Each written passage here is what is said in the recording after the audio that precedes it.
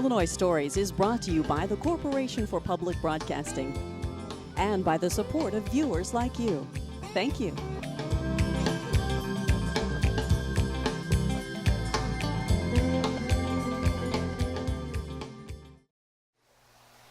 Hello, welcome to Illinois Stories. I'm Mark McDonald at the Washington Park Botanical Garden. The calendar tells us it's spring. The meteorologists tell us it's spring. The daylight time has come in. But if you're like me, you need a little spring. And that's why at the Springfield Park District, they are hosting, 40 years, I think, of the Spring Floral Show here at Washington Park Botanical Garden. I thought this would be a real beneficial time to get a little spring. Right, Alexa? I think so, yeah. Okay. Really, 40-some years you all have been doing the Spring Floral Show. It's an annual event that we do here. Yeah. And it really does. If you're not in the mood for spring, this ought to help get you there. I hope it motivates people. Yeah. We're in the this is the area we're calling? This is our garden exhibit hall. It's where we showcase a lot of our floral shows, our events, a lot of our sales, plant shows.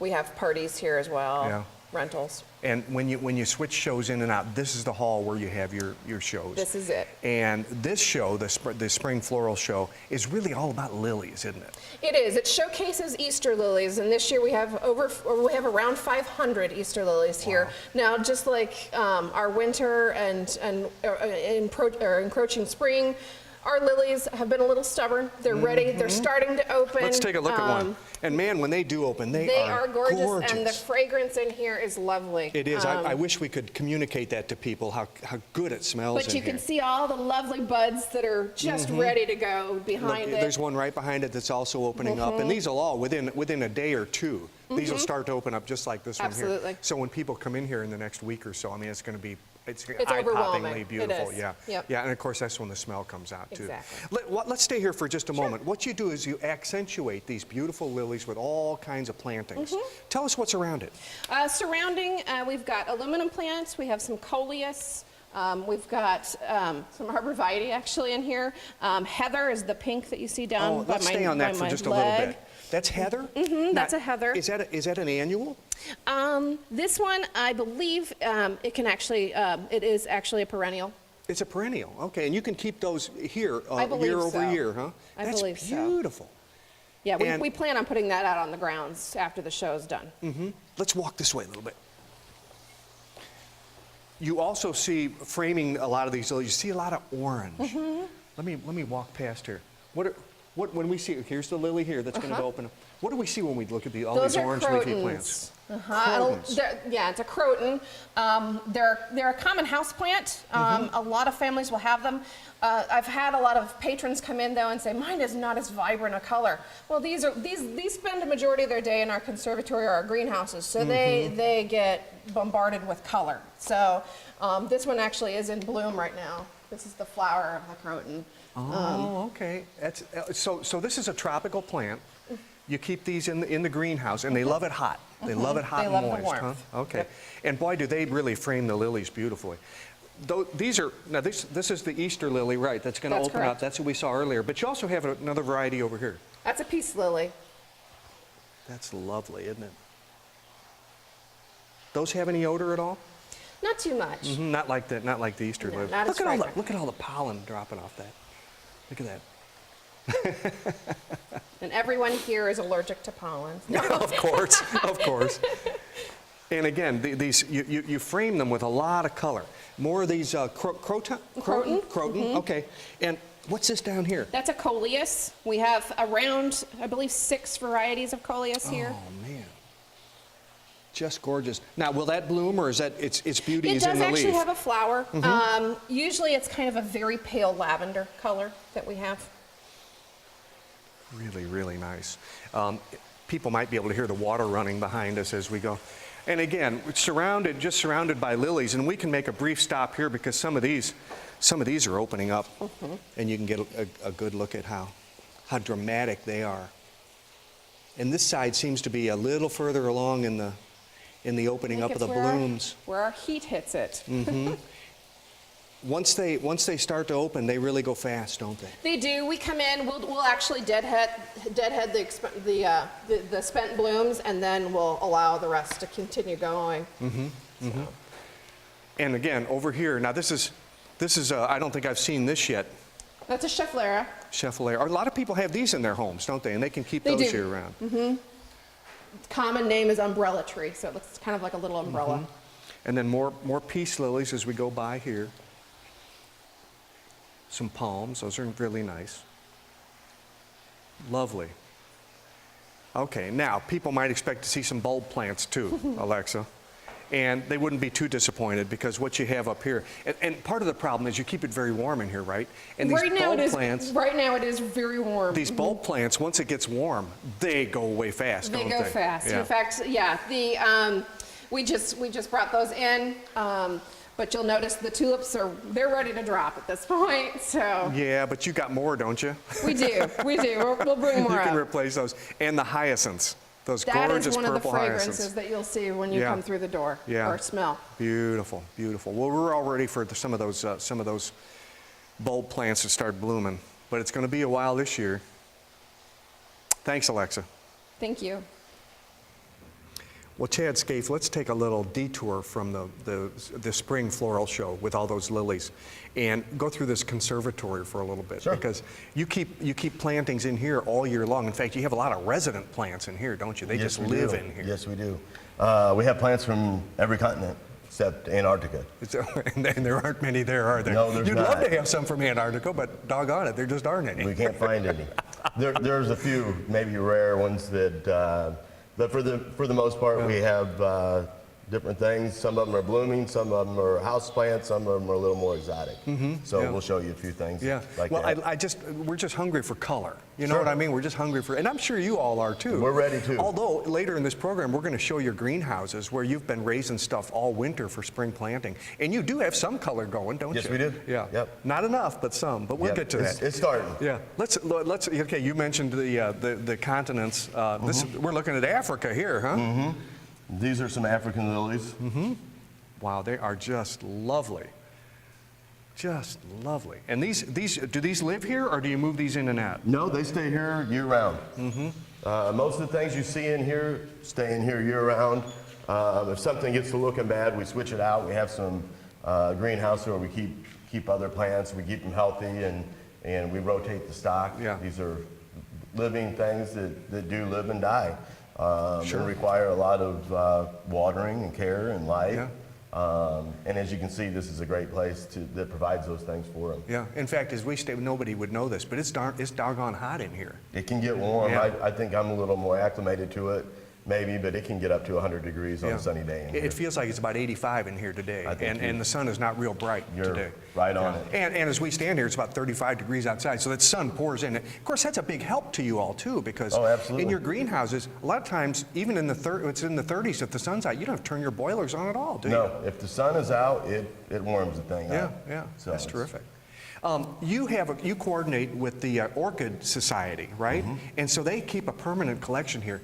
Oh, it's stunning. Yeah, they're really unbelievable, some of the colors, and we're very thankful and grateful to them for their help. There's a few members that really stay on top of this. We have people that come in every week and take different pictures, and it's a constantly evolving collection. Wow. We're looking at a white one with a gold center right now. What is that? It's beautiful. Those are Cattleya orchids.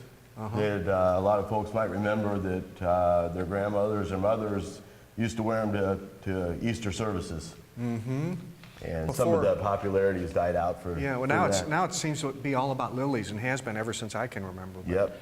And this is also dramatic. And I think you see these in sort of like oh gosh, you can get these in the florist, can't you? They're Phalaenopsis. And you can find those at some of the box stores around town. Oh, they're beautiful too. Oh, look back here. Here's another. You've got this. Talk about a shot of color. Now, were we looking at one of these before? Those are some of the colors you can get with them are just Yeah. really beautiful. That is very similar to this yellow one down here. Are they the same type? Yes, they are. What type? What are they? Those are both Phalaenopsis. Phalaenopsis. Wow. Remarkable. And there's a Remarkable lot of colors. people that really enjoy collecting the orchids.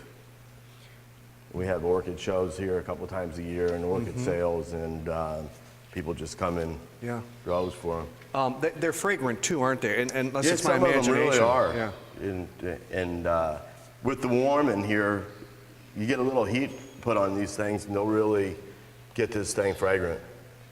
Let's take a little walk. Some of these are not, of course, not orchids at all, but you keep them. This is part of your collection. What's this? It's a very unusual looking plant. The common term, it's a shrimp plant. A shrimp for plant. the obvious reason that the coloring and the structure is much like a shrimp. It is. It sure is. And that's one of the plants that kids really get a kick out of. Shrimp plant. Makes them hungry, huh? Let's keep moving this way. Now we saw the peace lilies in your exhibit in there. You keep these. Boy, these guys are big and old, aren't they? Yes, those are the peace lilies. The other, the Easter lilies. But those are, they put off a nice white bloom. They're a great house plant. They're very easy care. And we can divide those out sometime. And we sure don't lose very many of them. They're a hardy plant. Yeah. And what about the pink one next to it there? This is a begonia. It is. Yeah. I'll be doggone. And we have some old begonias that we take cuttings off of, and they can really get some size to them. No kidding. That's about 6 feet tall right there. Yeah. Amazing. They get loaded up with blooms too, so they're really pretty. Okay, now we're in the new world. That's our world. You know, there's one in the corner over here that you were telling me an interesting story about. The story about behind the name of that plant. Yeah, it's yesterday, today, and tomorrow plant, and it switches colors. It changes colors. It's just a very, very pretty bloom on it. But it looks a lot like the bloom of African violet. Yes, it does. And so, what the yesterday is symbolized by what? Yesterday's the darkest. Is the darkest color come out first, and then it fades as it gets older? Is that how it works? Yeah, I believe so. It continues to fade out. So your purple, your dark lavender color is a new bud, or a new bloom, and then goes to It'll goes fade to out white. to white. Yeah, wow, isn't that neat? We have had some really, really nice specimens of that plant. And what's the peachy looking color? Those are azaleas. Oh God, we need to see some of those. Yeah, I really enjoy that plant. We've grown several different colors and varieties. Those are what they call florist quality. So you'll see more blooms on that type of plant than you would maybe traditionally or one in your yard. But they come in the hot pinks, whites, reds, lavenders, purples, corals, and they keep coming out with new colors, believe it or not. People are wondering if they're ever going to see their azaleas bloom this year. They will. They will? Okay, it's a I believe guarantee? so. Okay, all right. Thanks, Chad. At least you could watch the Masters and see them on there, if nothing else. Well, we hope so. Let's hope they have them. Thanks, Chad. Well, we got a bunch of golf courses and a bunch of parks to dress up this spring, and Randy, it starts here, doesn't it? Yes, it does. These are what are you doing right now? What are these critters? We're potting red salvia. We put these in most of our annual flower beds, so they seem to perform pretty good. They're really little right now. How many would you plant in a season, for instance? The red salvia, there's 288 per tray. I'd say we probably have close to 4,000 of them altogether. No kidding. Just the red salvia. And, yes. and each one has to be hand planted into one of these little containers. Right, they go from the seed tray to the 2 1/4 inch pot out in the flower beds. So. Okay. Well, don't let me stop. You keep working there, and we'll talk while you work. Okay. Okay. So you get 1,000 of these in, but I mean, you've got all kinds of varieties too that you do the same thing with, I guess. Right. Yes, we have red salvia in patience, blue salvia. When do these start coming in the season? When do you try to bring these in? We actually got these in probably about a week and a half ago. So and then you're putting them into a 2-inch pot. Right. And then how long do they have to stay in there before you can put them in the ground? Well, we'd like to start getting them out probably between the 1st and 2nd week of May, depending on the weather. So that's when we'd like to get them out. don't like staying in the greenhouse any longer than that. Is that right? Right. So speaking of the greenhouse, this is where these will go, right? These will Right. stay in the greenhouse. Then they'll grow up and have enough root system to be able to put them into the ground. Huh? Right, yeah. Well, maybe we can pick up the process out there, huh? Okay. Okay. Well, Randy, these little devils, they've been in here for a while, I guess. You brought them just from the process we saw into these 2-inch pots and into here. So that's what these have been through that already, and they're trying to grow. Right. Have they made any progress? They have made some progress. You can see that these were the ones that we planted first, and they're almost twice the size of the ones we just put in the greenhouse today. And so once they get in this warm climate, this warm, moist climate, they do pretty good, don't they? Oh yeah, they do. Once they get over the initial transplant shock, they take off. The transplant shock. It probably only takes a couple of days, and then they're pretty comfortable again. Right, and we've had a lot of cloudy days, so that kind of helps. Let's swing around to this side and explain what's going on here. What are these? These are Vinca seedlings that we'll have to take, and we'll have to pot each one into a 2 1/4-inch pot also. Yeah. Look at that. And look how thick those roots are. They're just dying to spread out, aren't they? Yes, they are. They're ready to be repotted. They don't like to. We don't like to keep them in these seed trays any longer than we have to. And Vinca, they'll put in a nice, colorful little flower too, won't they? Right. Do they like full sun or do they like shade? They will take full sun, and they can take a little bit of shade also, but they don't like total shade. They still need some sun. Yeah. And the salvia, these over here, they like full sun? They like full sun. They like full sun. Okay. Let's move up a little bit, because you got another example here. What are we? These are also going to be transplanted. These are the red salvia that we were just working on outside. All right. So we know all about them. Yes. What about this dusty-looking plant here? That's actually called a dusty miller. It's a white plant. We use that more for the foliage than we do the blooms. We plant it outside in the Roman Cultural Garden. There's a lot of weddings out there. It's actually an annual around here, but the last couple of years we've had it come back. No kidding. So from the roots, it's. Ooh, I bet they won't make it back from this winter. Probably though. not. Yeah, this one was Probably pretty not. tough. And then they get transplanted into a larger pot like this. Into some 6-inch pots, Oh, because okay. they'll end up growing into bigger plants in the greenhouse. They can take in the greenhouse a little longer. Now these have already started to bloom. What do we have here? These are impatiens, and they also, we had transplanted them probably a week and a half ago to 2 weeks from the seed trays, and they're already starting to bloom. So. And that's what you want. These should bloom a little earlier. Do these get put out earlier than the other ones? They will get put out a little earlier than some of the others, because they're on our immediate grounds in the botanical gardens, and we are able to plant these beds a little earlier. Plus they'll go underneath a little cover, because they're shade plants and they'll be under the trees. And then this is just the same, a different color, the same same plant. Same plant. It's impatiens also. It's just all a solid color. And if we just look across the way there, we can see some grasses going on there. What are those used for? The grass we're actually going to put. We were going to use in the show for kind of a pathway. So we'll probably be able to put that in there later on today. And then later on in the season, after you get all these little guys planted and out into the fields, does it stop then and it becomes maintenance, or do you continue to raise plants to plant later in the year? In this greenhouse, we just removed all the Easter lilies out of here and set up the show. Then these will go in.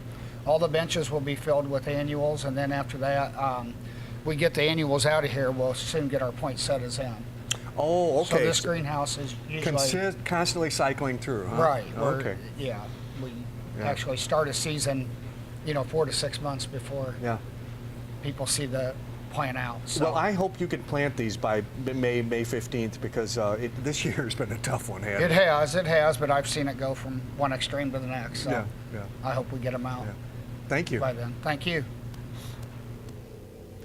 Well, Chad, somewhere in the world, trees like this have been around for millions of years, haven't they? Yes, they have. What are these specimens? These are cycads, and they're kind of the oldest plant known to man, or that we can keep track of lineage with. They were around with the dinosaurs. Wow. And you have a lot of old elderly specimens Yes, around we do. here. Yes, we do. And I'm not talking about the people that work here. No, we have some older plants and trees. Some of this stuff is 30, 40 years old, and we've managed to keep them alive. Yeah. I liken this, we're in, I guess, your oldest greenhouse here. I liken this to like a museum. Everything they have isn't on exhibit all the time, but they have this collection that they need to keep in a warehouse. Right. And they have to categorize it, and they have to be aware of what it is. They have to take notes of it and know how to get to it when they need it. But the difference between them and you is you got to keep yours alive. Yes. And that's a big responsibility. Yes, it you is. can see, let us walk out here so you can get a wide shot of, as you of can what see, this place looks like. I mean, as you can see, this is a working greenhouse. Yeah. It's a little empty right now because we've taken a lot of the specimens out of here and put them into our show. Yeah. It's going on now. And it goes on to April 7th. And we like to be able to rotate this stock. And if something starts looking a little rough or a little bad that's in the conservatory, then we're able to pull from here. Right, right. So. And that conservatory, that's a permanent exhibit. But like you say, they're living things. They get sick, they get old, you know, Right. they get a disease of some kind. That's why you've got things that you can fill in with. That's right. Yeah. And a lot of this stuff also, you can tell some of it's a little stressed out. It's ready to get outside, like everybody else. Yeah. So some of the bigger trees and plants we'll take to the golf courses. We'll put around our grounds here to display. But it can get so hot in here that it really needs to get out and get to a little moderate, mild temperature. Yeah. Even though it's winter, it can get 100 degrees in here. Yeah. So. Yeah, and that's just from the sun pouring in here. That's right. Yeah. Wow. Walk this way with me just for a little bit because I want to show. We're gonna walk through here. I'm gonna move this if that's Yep. okay with you, so our cameraman can get through. Right. You got some really cool evergreens that will stay this way all year long. These are probably nice to be able to put in and out of the conservatory, aren't they? Because they stay green and and actually look healthy all year. A lot of these come from donations too. There's offices that, you know, maybe they're retiring or they just don't want the plants anymore. They've outgrown the office, so a lot of stuff gets dropped off to us, and we've done really well with being able to take donations in. Yeah, and I wouldn't think that donations of living plants would be something that people would think of, but my goodness, yeah, you got to get your stock from somewhere, and you're That's not right. always buying new stock. You guys No, we try not to. replicate as much as you can, and you divide the roots, and you're constantly making new plants. Aren't That's you? right. We take a lot of cuttings and we do a lot of division, and then the donations. And as long as the donations come in and they look right and they don't have any bugs and disease, then we'll use them. And we actually do use them. Some of these were recently donated to us in this area. We have a rubber plant and we have some hibiscus, which are starting to green out a little bit, which are beautiful plants that we'll put out on the grounds. Yeah, yep, terrific. It's been a wonderful, interesting visit, and I tell you, I feel better about spring coming already. Good, You know, I good. feel like it's going to happen. You can see that it's happening here. So we're just a couple weeks behind. You guys are a couple weeks behind us, I guess, but it'll be here soon enough. Okay, thanks, Chad. Thank you. I appreciate you coming out. So hopefully around May 1st or so, these beds here will be planted with the salvia that we saw, the ornamental grasses and the black-eyed Susans, and other plants are going to grace Washington Park and all the Springfield parks. Remember, patience is a virtue. With another Illinois story in Washington Park, I'm Mark McDonald. Thanks for watching.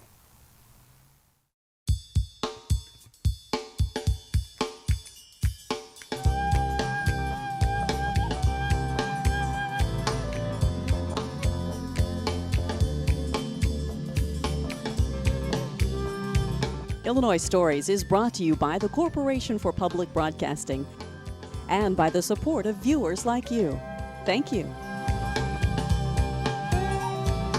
For a DVD copy of the program you've just seen, send 1995 to Network Knowledge, P.O. Box 6248, Springfield, Illinois 62708.